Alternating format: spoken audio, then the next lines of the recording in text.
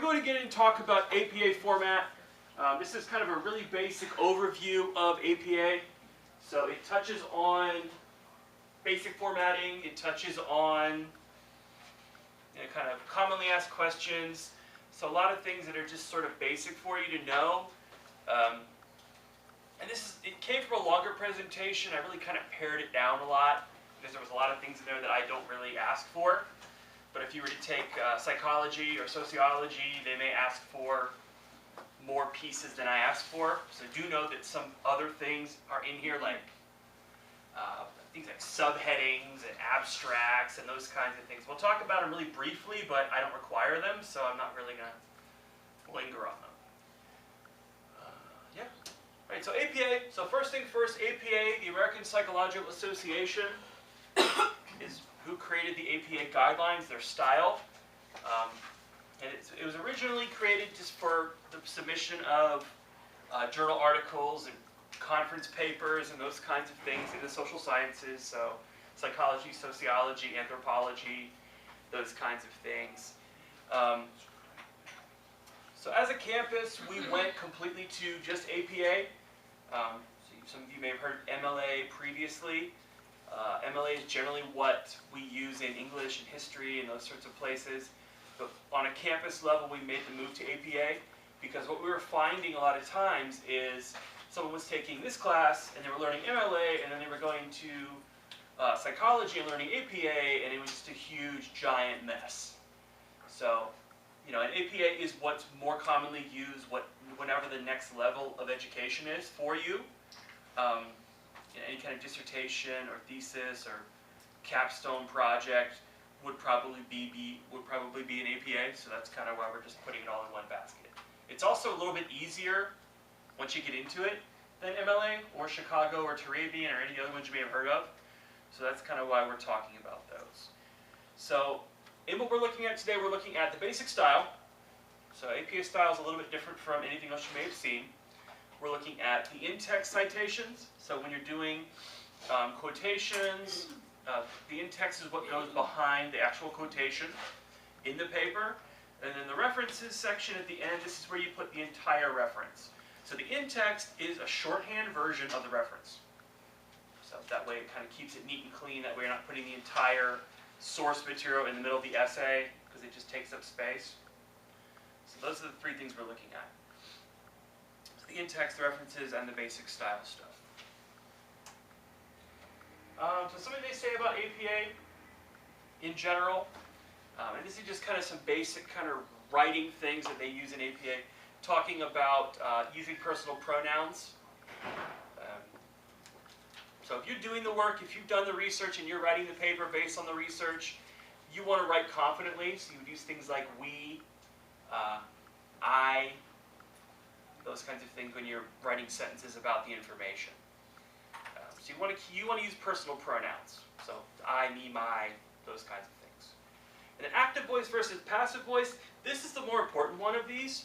So when we talk about active voice, if you look at the example here, we ask participants questions.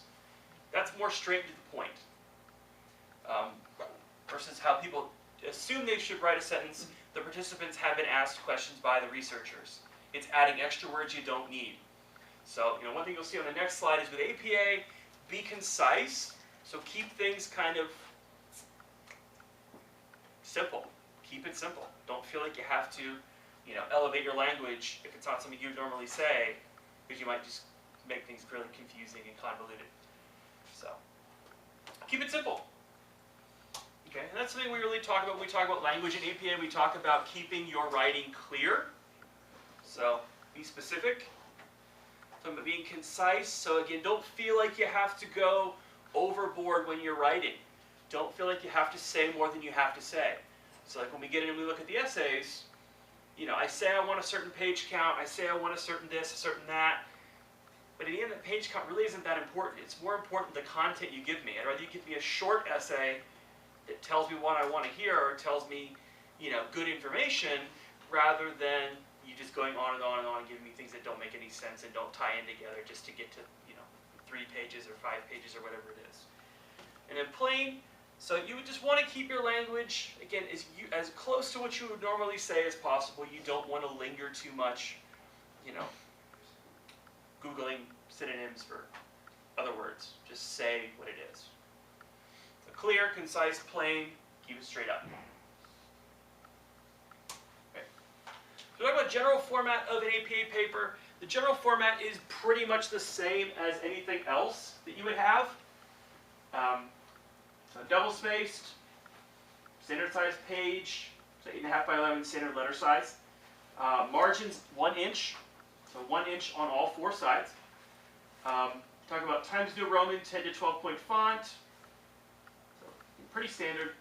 The biggest difference here is what's on the title page, and that's what we're going to look at next. I'll show you an example on the title page, and then when we get in and look at the actual some of the APA help documents we have on eCompanion, you'll see that there are some kind of suggestions for how these things work. So on a title page, there's what we call a header, or the page header. It's all the way on the left-hand side. It's basically an abbreviated example of your title. So if you wrote a long title, it's like the first 50 characters of your title. And then on the right side of that, there is page number. We'll skip the rest of this. All right, so we talk about general format. So for this class, there's 3 sections to your paper. So title page is on the top, and then the main body or your essay, so your writing, is in the middle, and then your references are at the back. So title page, then your essay, then your references. And again, in traditional APA format, there is an additional 4th component, the abstract, which goes behind the title page. And all the abstract is basically 150, 200 word summary of what the essay is about. Okay. And for scientific papers, it's a good idea to kind of have a summary. This one, I just want you to write. Just write the essay. Don't give me a summary. Don't give me the movie review of your essay. Don't give me all that stuff. Don't give me that. Just write the essay. So we take a look at the individual sections that we have. So again, the title page, this is what the title page looks like. So up here at the top, this is what we talked about with the header. And I'll show you a better example in a little bit. So there's the header. So that's the header, the portion of the title. And then the page number. Okay. And then about a third of the way down the page, this is where you put the information. So the title of the paper, your name, my name, the course, the date. So you put that information in this section.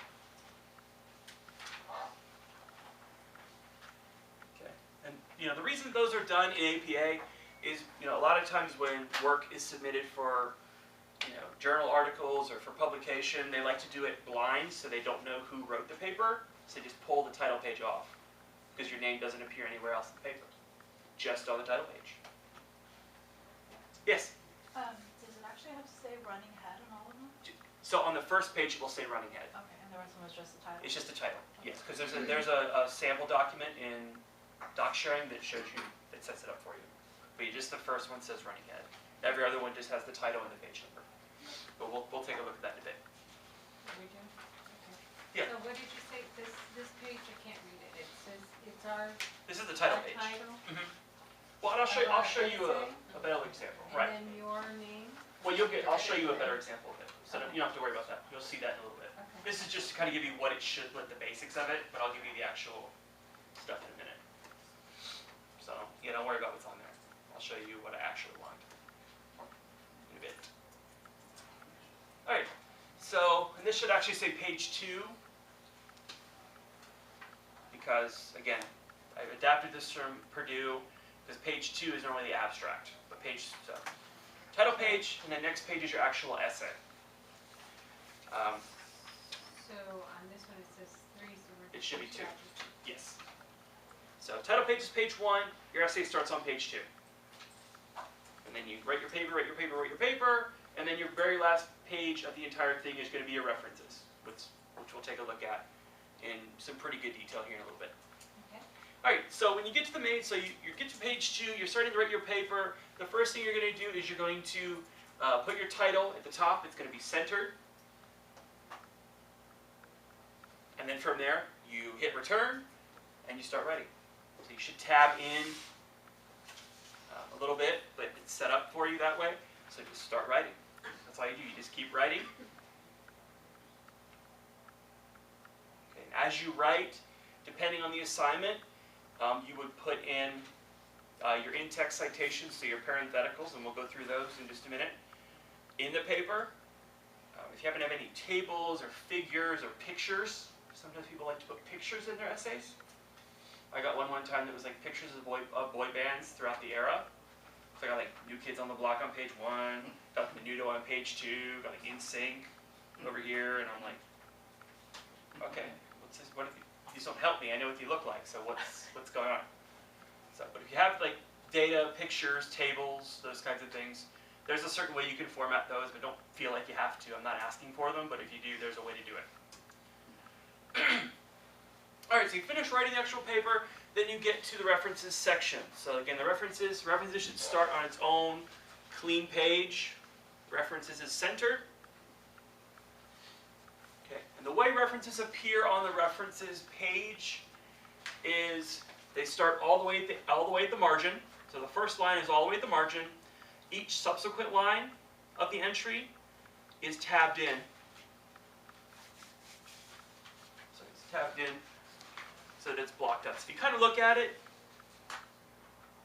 when you see all the way over here, it's a new citation. So new citation, new citation, new citation, new citation. Okay, and these are ordered, so they're put in alphabetical order based on the last name of the first author of the piece. You'll see in a little bit, there's some pieces that do not have an author, so those go by title. So if you don't have an author, it'll have a title. Because sometimes like government agencies, like the FDA or the NRA or, big groups will just release information. They won't have an author's name on it. It's attributed to the group. So we'll look at some of those in a little bit.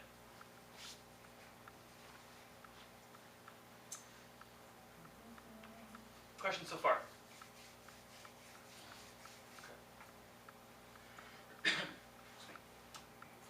All right, so some basics of references. So, and this is very similar to any other format. So you start with the last name of the author, comma, the first initial. If they give you a second initial, go ahead and do it. But if it's just one, so last name, comma, initial. And then you alphabetize your reference list based on that last name. Capitalization is a little bit weird. So you capitalize only the first letter of the first word of a title and subtitle, the first word after a colon or a dash, and proper nouns. So proper nouns are names, places, fields of study, those kinds of things. But you don't capitalize the first letter of second word in hyphenated compound words. So it's easier when you see it. This is just kind of a little bit of a wordy way of doing it. So the only thing you really need to know about a citation is that the first word of the citation, so the title, is the only thing capitalized. So the first word of the sentence is the only thing capitalized.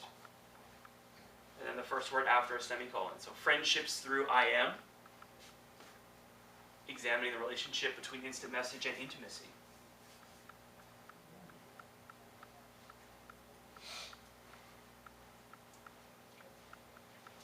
Again, these are just basic things, so we'll break it down. We'll look at books, we'll look at online pieces, we'll look at all those different things in a few minutes. But this is just to kind of give you the overview of what it's going to require.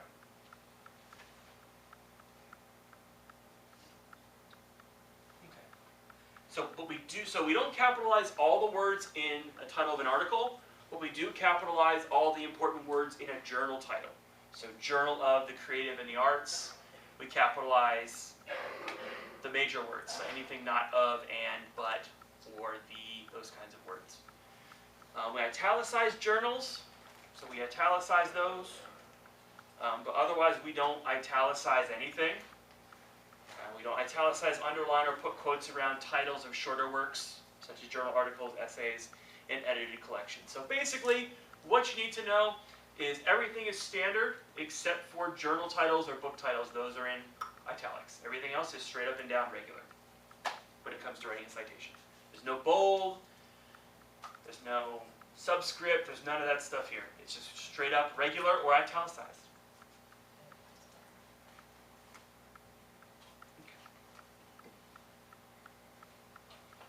The next one, we're going to skip this because this basically tells you that APA is kind of complex. There's a lot of ways that you can look at writing citations. I'm going to show you some other ones, but this is also something you can get back to.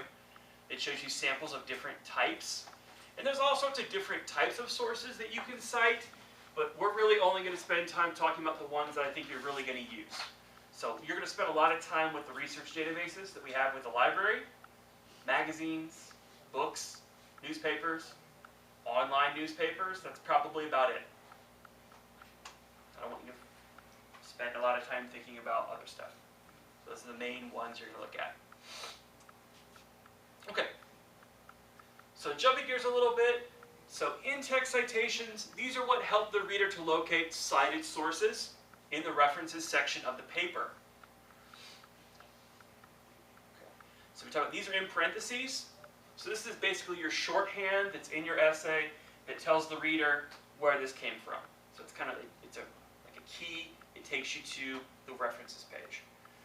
And these usually include certain information, the author's name and the date of publication, quotations, close paraphrases. So for quotations or paraphrases, you're going to give the name and the date and the page number. So quotations and paraphrases we're going to talk about a little bit more in just a minute. But just to kind of give you an idea. So in parentheses, you're going to have the author's name, the date of publication, and sometimes the page number. That's what you're going to have for those.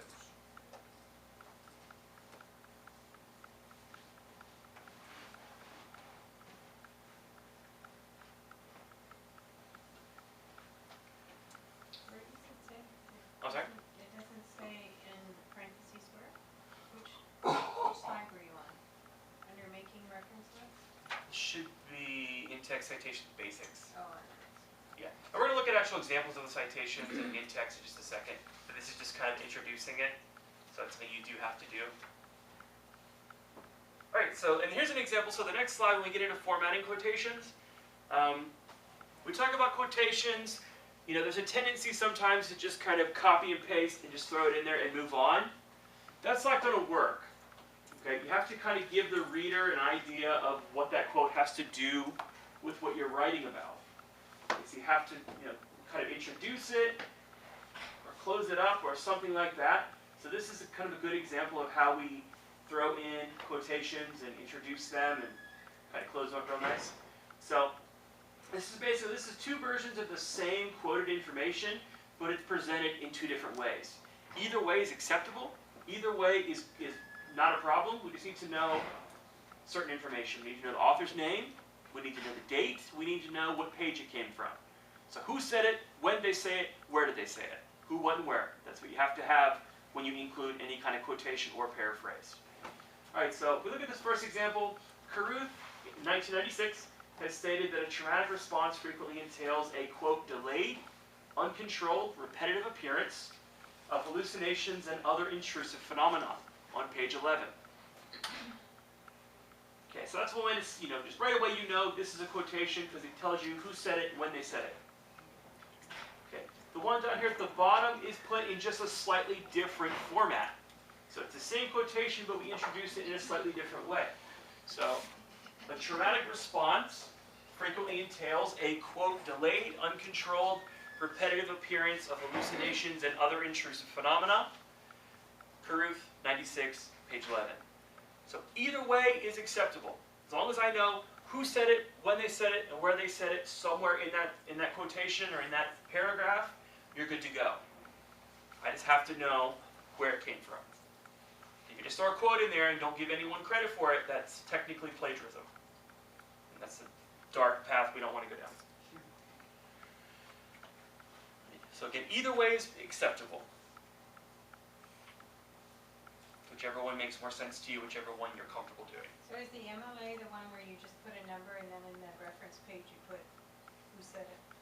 Those are endnotes. Those are more like footnotes, endnotes.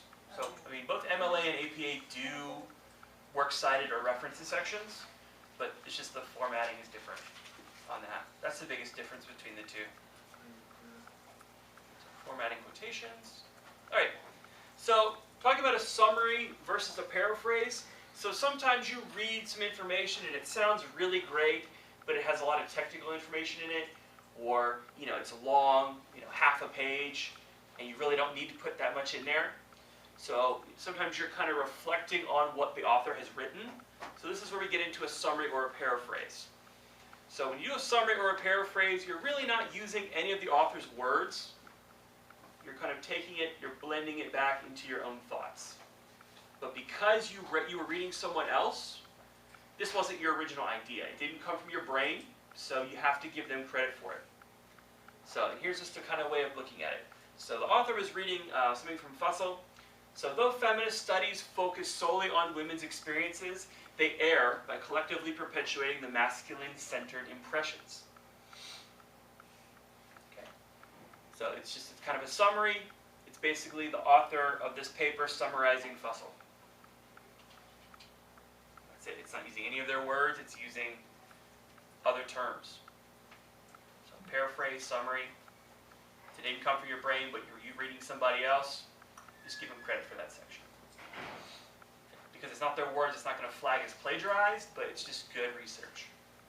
Good research skill, good writing skill. Okay. Alright. Another way to do it, so you want to make sure, because sometimes you're going to have, you'll read a couple of different sources that basically say the same thing. So rather than pull quotations from 3 sources that say basically the same thing, you can use summary paraphrasing. So recently the history of warfare has been significantly revised by Hignott et al., Marcus, and Rayton Tate to include women's personal and cultural responses to battle and its resultant traumatic effects. So what this summary is basically saying is, over the last so many years, a variety of historians have determined that there's more to it than that. That it's, personal and cultural responses are important, all those kinds of things. All 3 sources basically said the same thing, so we condensed it. Made it simple, made it clean. Honestly, you can do that if you feel like the quotation doesn't really need to be there. But again, it's giving credit where credit is due.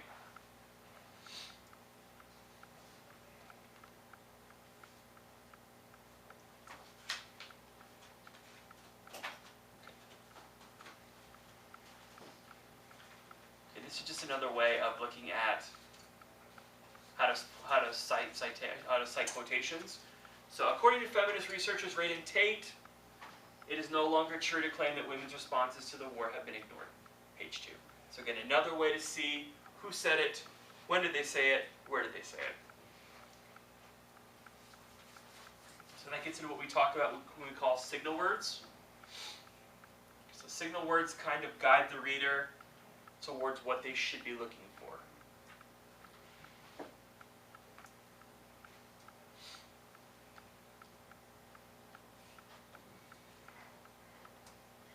So we talk about signal words. Again, we talk about introducing any quotations, any paraphrases you have. So giving the reader an idea of what you're talking about before you talk about it. And so introducing quotations with signal phrases. So according to, or they argued, signal verbs: acknowledged, contended, maintained, responded, reported, argued, concluded, wrote, determined, those kinds of things. So pretty much any sort of past tense verb that feels appropriate can be used to introduce a quotation.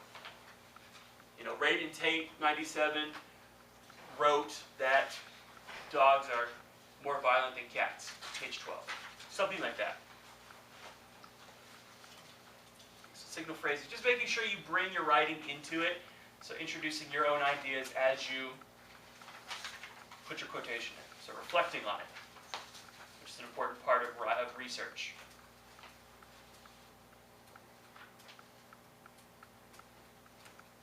Okay. Questions so far? Anything? Okay. Alright, so we talk about 2 or more works. So this is something I don't really, this is something you may encounter. So sometimes, again, you'll have 2 works that say the same thing, You may do them as summary. You may do them as direct quotations, but they basically say the same thing or cite the same research. You can cite both of them in the same in-text citation. So you just take whichever one was printed first. That becomes your first reference. The one that was written second becomes the second entrance. So so this is one I don't really see you using, but just know that it exists. So we're not going to spend a whole lot of time on this one, but it does exist. All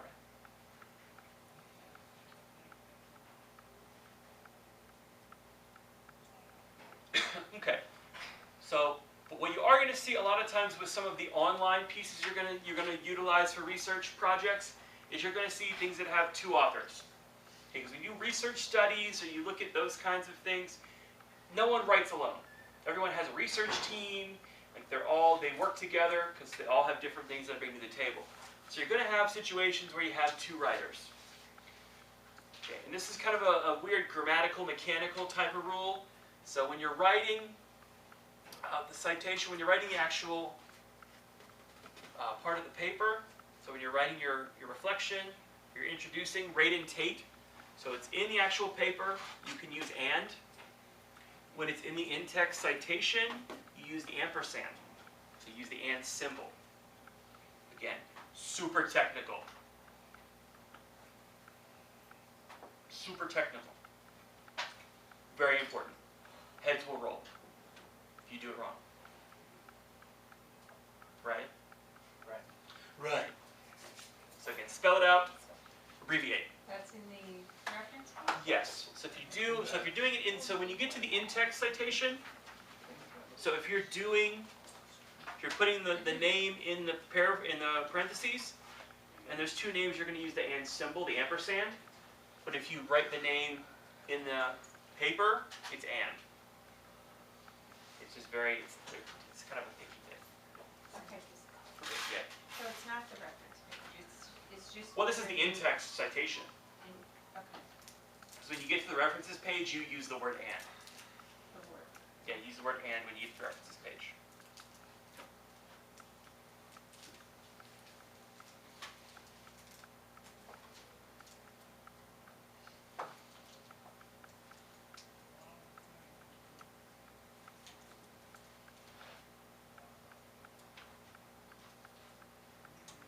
Okay, so that's for two authors. Sometimes you're going to have 3, 4, 5 authors. Again, studies, big groups, they break up the work, it makes it easier. So if you have 3, 4, 5 authors, you're going to do commas until you get to the last one, and then you're going to do your ampersand.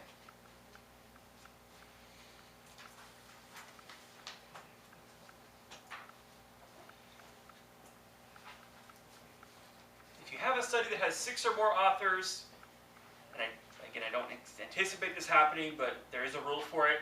If you have 6 or more authors, you can just use the abbreviation et al. After the first person's last name.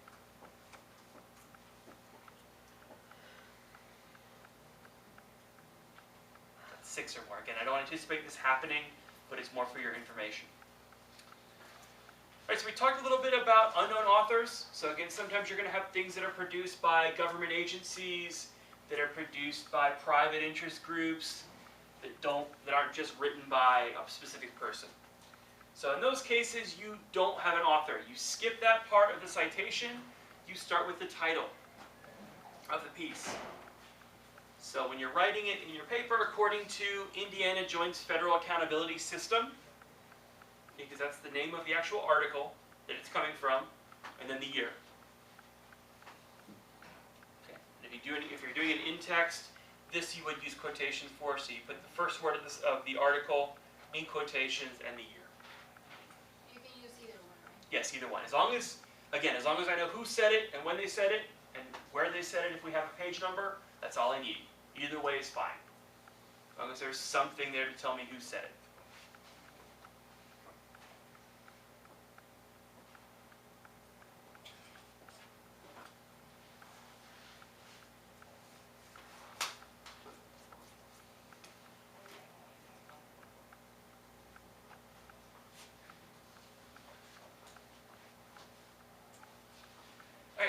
So again, we talk about organizations. So a lot of organizations are sometimes just known by their abbreviation.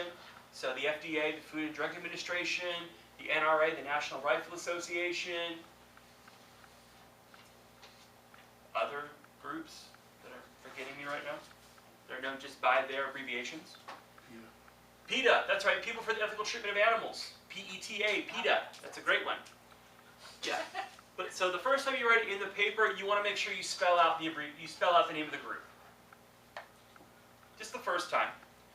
So here's an example using the FDA. The data collected by the Food and Drug Administration confirmed that da-da-da-da. So then every time after that, you can use the abbreviation. So the first time you write it, you might do Food and Drug Administration, parentheses, FDA. That way, every time after that, you can simply write FDA. You don't have to spell out the whole name of the group every time. And if it's a popularly known group, that you can do.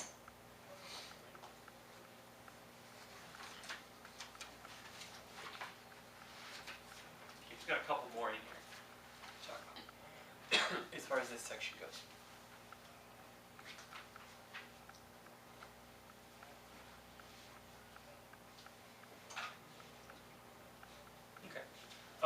This is one, again, I think is very unlikely, but you may come across where you have authors with the same last name that are contributing pieces. So in that case, if they're both related pieces, you do first initial, last name, and the year, semicolon, first initial, last name, and the year. You do these in the order the article was produced. So again, not something I see happening, but no, there is a rule for it. Rule for it. We're going to skip that bottom one about 2 works by the same author in the same year.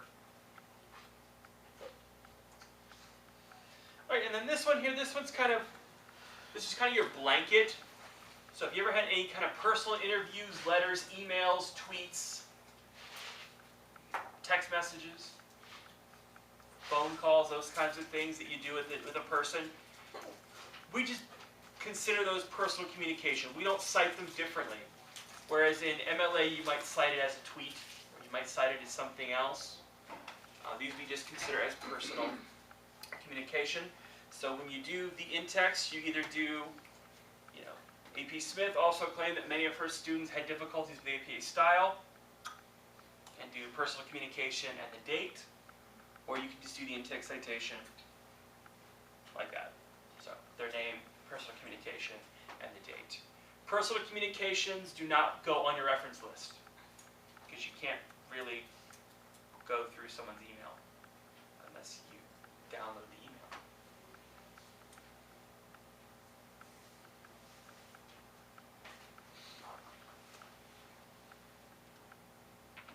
Personal communication kind of covers anything personal.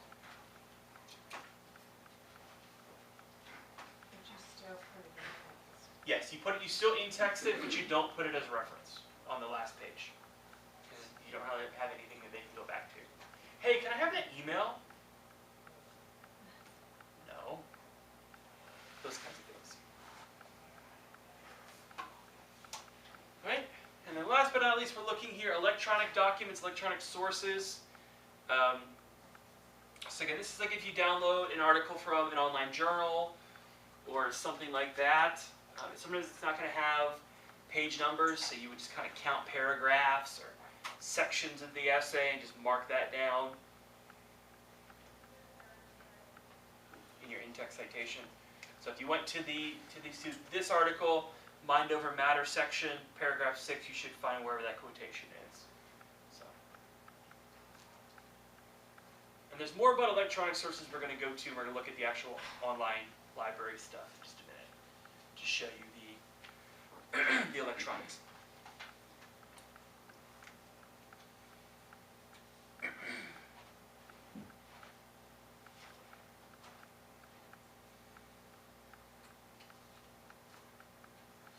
Okay. Questions so far? Okay. All right, so there's a lot of different resources you can go into as far as APA goes. So the textbook, there's a section in the back, in the handbook section, that has an APA overview. Part 8 and Appendix something, but it's back there. The APA style guides, so you can definitely, down the library we have several that are on reserve or in the reference shelf. You can grab one, you can open, you can flip through it. If you want to buy one, you can buy one. I would caution you against it because they change it pretty frequently. But the two websites that are on here, apastyle.org and the Purdue OWL site, are updated frequently. As soon as a change is made to the APA, it's uploaded. They make changes to it, they give you examples, they're on there, they're ready to go. So we'll take a quick look at those just real quick. So apastyle.org.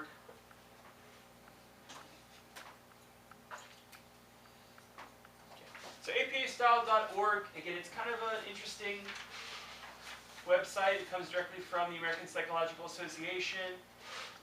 There's different things on here. There's like basic courses, there's videos, things that go along with it that you can watch if you want. So, videos on here somewhere.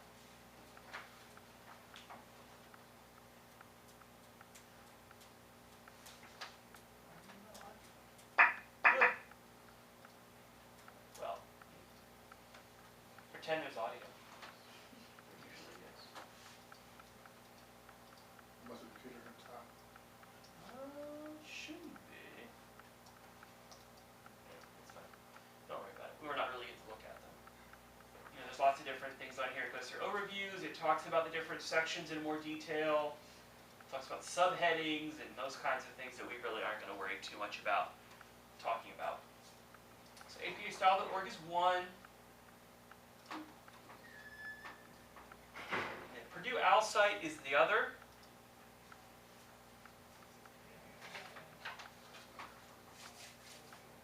That's what you just went through then, right? Well, this came from Purdue OWL. Okay, so they produce a lot of just kind of really detailed overviews. But the online writing lab that they produce has way more than that. Those are just kind of the high points. Those are the main things you need to know about writing citations. So when you pull up the Purdue OWL site, and you can just go to Google and type in Purdue OWL, and it'll take you to it. If you don't remember the web address. Down in the bottom left, there's the APA guide. And the APA guide will, again, give you some basic overview information, so kind of what we went through. And then I'll also talk about style guide and formatting. So when you go through the style guide and the formatting, it's got all the different buckets down here that show you, the basics of writing an in-text citation, so the capitalization rules, how to format different types of quotations, how to format paraphrases, those kinds of things. Basic rules of reference list.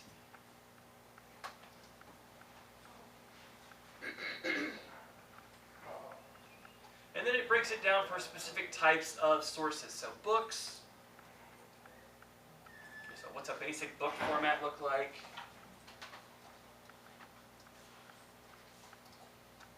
Basic book format. Translation. A chapter in a book. Also look at other print sources, so this would be like newspapers, magazines, encyclopedias, dissertations. Electronic sources. So electronic sources, this is the one that's really going to be the most helpful. So we look at electronic sources, this would be your online journal articles. So the one that would probably be the most appropriate to yours is going to be article from a database. And when we get into looking at the online databases in a little bit, you'll see that some of this work is already done for you. So it's more of a copy-paste format thing than anything else when it comes to citations.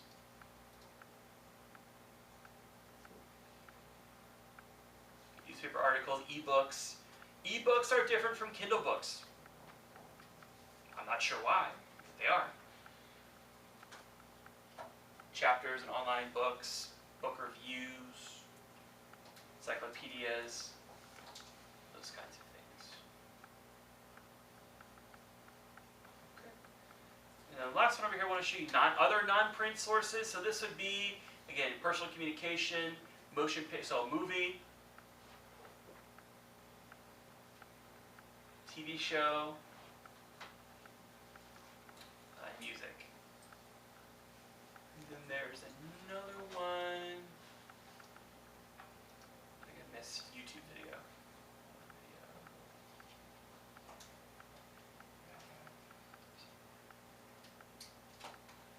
People always ask, how do you cite a YouTube video? That's how you cite a YouTube video. It's there. Because YouTube doesn't have a cite button, it doesn't help you with citations.